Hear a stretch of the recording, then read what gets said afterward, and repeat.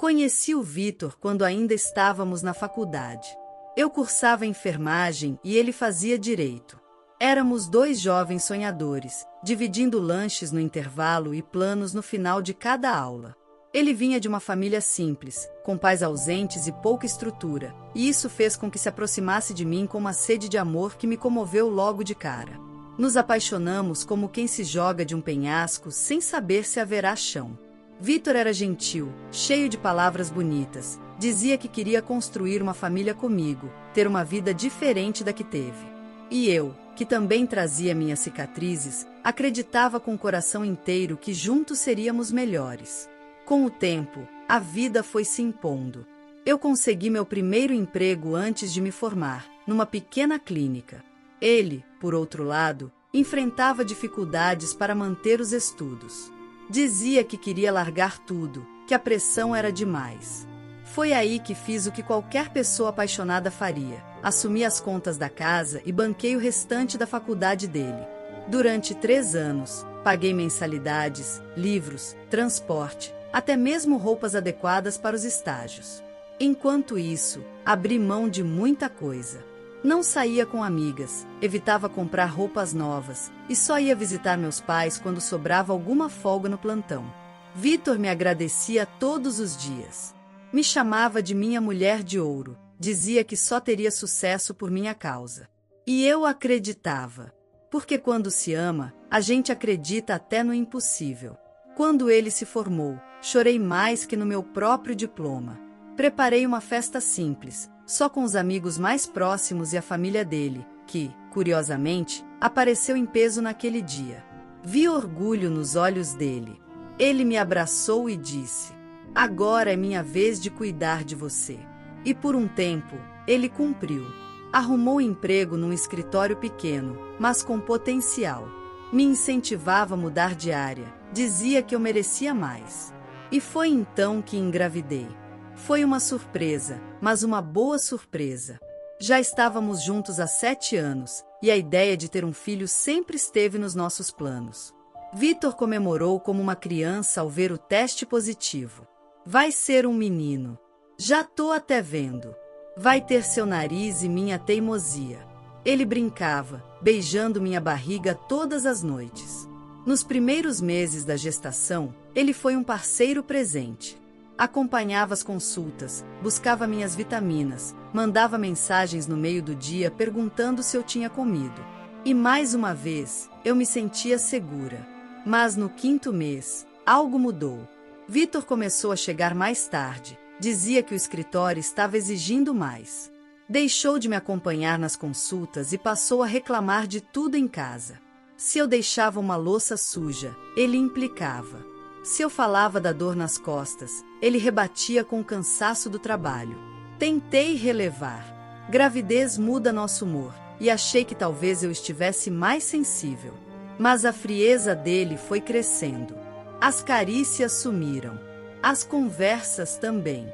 E, aos poucos, Vitor passou a dormir no sofá com a desculpa de que era só por uns dias, alegando que meu ronco de grávida o impedia de descansar. Comecei a notar também que ele passava tempo demais no celular. Se eu me aproximava, ele rapidamente bloqueava a tela. Quando eu perguntava com quem falava tanto, ele dizia: "Só assuntos do escritório. Você tá ficando muito desconfiada ultimamente." Eu tentava acreditar. Afinal, ele era o homem que formei, o pai do meu filho. Mas algo dentro de mim começou a se inquietar. Principalmente quando ele começou a sumir nos finais de semana. Dizia que tinha cursos, eventos de networking. No 8º mês, tive um sangramento leve e precisei ir ao hospital. Liguei para ele, desesperada. Ele atendeu irritado, como se eu estivesse atrapalhando algo muito importante. Não apareceu no hospital. Só mandou mensagem no fim do dia: "Já resolveu? Tá tudo bem com o bebê?" Eu menti e disse que sim, que tinha sido só um susto. Porque, naquele momento, percebi que eu e o bebê estávamos sozinhos. As últimas semanas foram solitárias. Montei o quarto do nosso filho praticamente sozinha. Os móveis chegaram e ele nem estava em casa. Chamei minha mãe para me ajudar a montar tudo. E mesmo assim, eu me apegava à ideia de que ele estava apenas sobrecarregado, perdido com as novas responsabilidades. No dia em que minha bolsa estourou, ele não atendeu. Mandei mensagem, liguei e nada. Fui pro hospital com minha mãe. E quando cheguei lá, suando, com contrações fortes, recebi uma notificação no celular. Era dele. Uma mensagem simples, direta, como um chute no peito. Marina, decidi seguir outro caminho. Entrei com o pedido de divórcio. Já assinei. Te desejo tudo de bom com o bebê. Meu mundo girou. A enfermeira precisou me segurar. O celular caiu da minha mão. Eu estava a minutos de dar à luz e fui abandonada com uma mensagem. E foi justamente ali, naquele hospital, que a vida começou a me mostrar que eu não sabia nem metade da verdade. As dores vinham como ondas, e entre cada contração, eu revivia a cena da mensagem. Aquela tela acesa me dizendo que o homem que formei, o pai do meu filho, estava me abandonando justo quando eu mais precisava dele. Não houve telefonema, nem discussão, nem explicação. Apenas aquela frase seca que parecia ter sido escrita por um estranho. A enfermeira que me atendeu, chamada Teresa, percebeu que algo estava errado antes mesmo de ver meu prontuário. Me ajudou a respirar, a sentar, a manter a calma enquanto eu tentava processar tudo. Eu estava apavorada. Meu filho ia nascer, e eu não sabia mais se conseguiria dar conta. Minha mãe chegou poucos minutos depois. E mesmo sem saber o que tinha acontecido, ela leu nos meus olhos que alguma coisa tinha quebrado. Contei baixinho, entre lágrimas, enquanto levavam para colocar a roupa esterilizada. Ele me mandou uma mensagem. Pediu o divórcio. Agora. Ela não respondeu com palavras. Apenas segurou minha mão e disse: "Você vai trazer uma vida ao mundo agora. O resto, a gente resolve depois." O parto foi difícil. Meu corpo estava tenso, meu coração aos pedaços. Cada empurrão parecia uma despedida da mulher que eu tinha sido. Mas quando ouvi o choro do meu bebê, algo em mim renasceu. Aquele som rasgou minha dor como um raio de luz numa noite escura. Era o som de uma nova história. Ele se chamaria Miguel, como havíamos combinado, ainda que agora o nome carregasse um gosto amargo. Segurei meu filho nos braços com medo e amor, ao mesmo tempo. Chorei. Não só por ele, mas por mim também. Porque naquela sala, nasceu mais do que um bebê. Nasceu também uma mulher que teria que reaprender a viver. Horas depois do parto, ainda grogue, exausta, pedi a Teresa, a enfermeira, que me trouxesse meu celular. Eu precisava saber se ele havia ao menos perguntado sobre o filho. Mas não. Nenhuma ligação, nenhuma mensagem. Nem mesmo uma foto curtida. Ao invés disso, vi que ele já tinha alterado o status de relacionamento nas redes sociais. De casado para solteiro. Algumas pessoas já comentavam: "Bem-vindo de volta, agora sim." Como se ele tivesse sido libertado de uma prisão.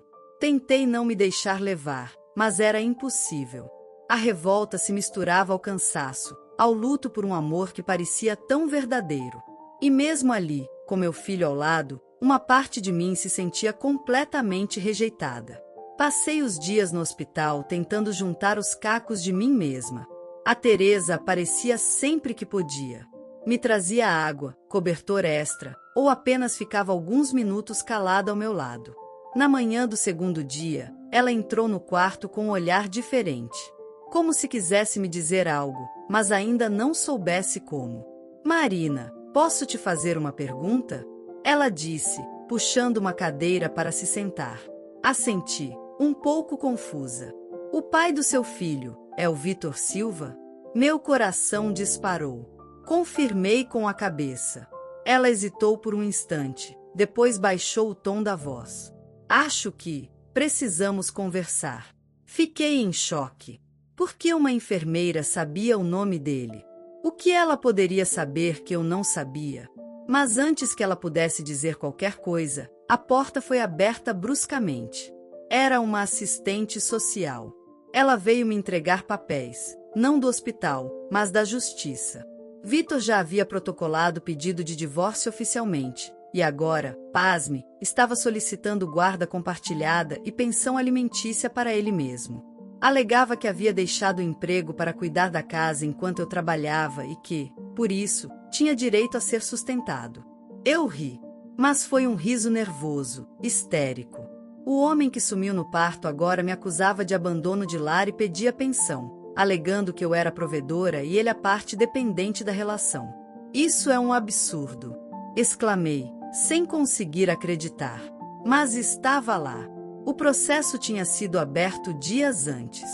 Ou seja, ele já planejava tudo mesmo antes de Miguel nascer. Minha mãe estava indignada. Queria ir até a casa dele, fazer escândalo. Mas eu mal conseguia me levantar da cama. E foi nesse instante que Teresa, a enfermeira, voltou com um semblante ainda mais sério. Esperou a assistente social sair, fechou a porta e disse com firmeza: Marina, o Vitor não é quem você pensa. E o motivo dele sumir, talvez não tenha nada a ver com você. O coração na boca, eu perguntei: o que você quer dizer com isso? Ela olhou para o bebê no berço, respirou fundo e respondeu: porque eu conheço a outra mulher com quem ele está. E eu também sei algo sobre o seu filho que você precisa ouvir. Naquele momento, tudo ao meu redor pareceu congelar. E antes que eu conseguisse reagir, ela começou a revelar uma verdade que mudaria completamente o rumo da minha história e do Miguel. Por alguns segundos, tudo ao meu redor desapareceu. O som das máquinas, o leve choro de Miguel, até a presença da minha mãe, tudo ficou em segundo plano. Eu olhava para Teresa tentando entender. Como ela sabia tanto? Como podia conhecer o Vitor e ainda trazer um olhar de compaixão no rosto? Por favor, fala logo, sussurrei, com a voz fraca, quase implorando. Teresa suspirou e se aproximou da cama. Sentou-se na cadeira ao meu lado e falou como quem carregava aquele segredo há muito tempo. Eu não queria ser eu a te contar isso. Mas desde o dia em que te vi entrar aqui, com o nome dele na ficha, eu sabia que não podia me calar. Marina, o Vitor está com outra mulher. E essa mulher trabalha aqui no hospital. Senti um calafrio na espinha. Como assim? O nome dela é Roberta. Técnica de enfermagem. Eles estão juntos há um bom tempo. E segundo boatos, ela está grávida. Meu corpo inteiro paralisou. Grávida? Teresa assentiu, visivelmente desconfortável com a revelação. Mas tem mais, Marina. Algo que me fez ter certeza de que você precisava saber. Lembra quando fizeram o exame de compatibilidade sanguínea do bebê e disseram que havia uma leve incompatibilidade com o tipo sanguíneo do pai declarado? Lembrei. Foi algo que mencionaram brevemente, mas que disseram não ser preocupante. Aquilo não foi só um erro de digitação, como te disseram. O tipo sanguíneo do Vitor não é compatível com o do Miguel. E Roberta comentou no plantão que o Vitor ficou desesperado quando soube disso. Eles estavam tentando calcular datas, refazer contas. Ela estava insegura, com medo de que o filho que está esperando não seja dele. Mas ao que tudo indica, o medo real do Vitor era de que o Miguel não fosse filho dele. Eu engoli em seco. Não porque eu tivesse dúvidas da paternidade, mas porque finalmente as peças começavam a se encaixar. Vitor não me deixou por causa do bebê. Ele me deixou por causa do medo. Medo de que o filho que nascia não fosse dele. Medo de ser exposto. Medo de perder o controle. Mas ele é o pai, Teresa. Eu nunca estive com outro homem. Eu acredito em você. E os exames também. A única pessoa tentando manipular essa verdade é ele. E sabe por quê? Por quê? Porque se conseguir convencer a justiça de que existe dúvida sobre a paternidade, ele pode ganhar tempo no processo de divórcio. Pode evitar responsabilidades. E ainda se passar por vítima. Minha mãe, que ouvia tudo em silêncio até então, explodiu. Ele vai pagar por cada lágrima que você derramou. Esse cafajeste não vai sair impune. Nos dias seguintes, me concentrei em recuperar as forças. Registrei Miguel sozinha, como mãe solo. Recusei colocar o nome do Vitor até que ele comprovasse judicialmente a intenção de assumir. Mas claro, ele não queria assumir. Queria apenas se isentar. Com a ajuda de um advogado, amigo da minha mãe, entrei com uma ação judicial contra Vitor. Apresentei o histórico das mensagens, os prints das redes sociais, as mensagens dele com a Roberta que eu havia conseguido através de uma amiga da enfermagem. Era tudo muito claro. Ele pediu pensão alegando que abriu mão da carreira por mim, mas não conseguia comprovar nenhum vínculo de trabalho nos últimos 2 anos. Já eu tinha registrado tudo: depósitos que fiz durante a faculdade, pagamentos de cursos, aluguel que bancava sozinha e até consultas médicas dele pagas por mim. A juíza, após ouvir meu depoimento e analisar os documentos, foi direta.